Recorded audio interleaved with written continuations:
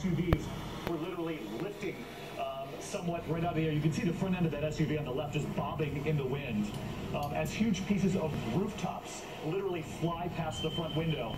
You can hear the alarms going off in the background here. And Dale, I want to show folks at home these windows on the right-hand side. When you talk about construction, and obviously the codes have changed as we've seen the ferocity of these hurricanes through the years, but this window is an example of testing storm-proof windows. The management here at the hotel told us that this was up to code, but you can see the water coming right through the window, and you can see the window sort of buckling in the wind.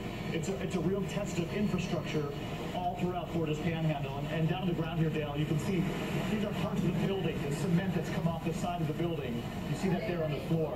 All of this as we learned that the radar in Tallahassee has now come offline, and we're not getting any more weather information. That's one location where it's simply been overwhelmed by the weather.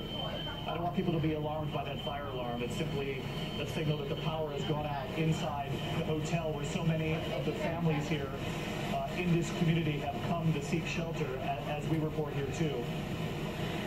I just want you to hear the wind right outside this doorway. Just take a listen to this.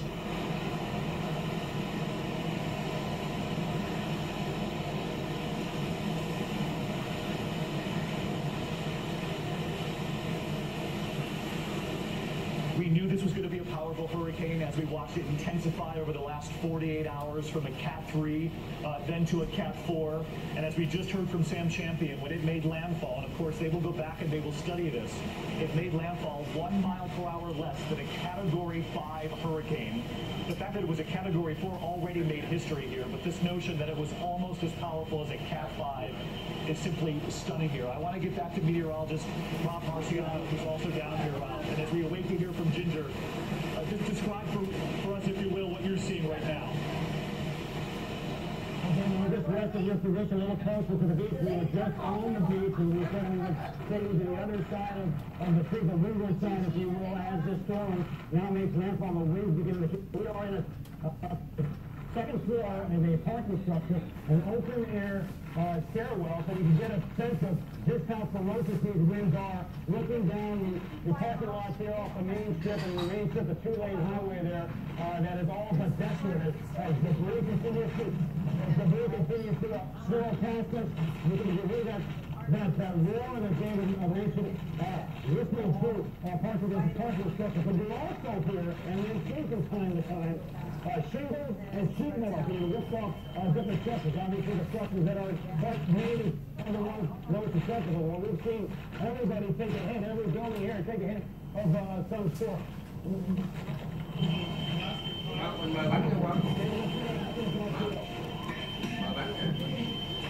Rob, thank you. We're in our same location, and I've got to tell you, a significant scare for the families who are inside this hotel with us. As you're looking out through the window, you can see the roof of the hotel that we had been standing out there. That was the shelter for a Category 4 hurricane that has now come down on those SUVs that I was just telling you about earlier. Listen, the wind is picking up so much. We're going to take a break. Send it back to you, George. I want to make sure everybody's safe.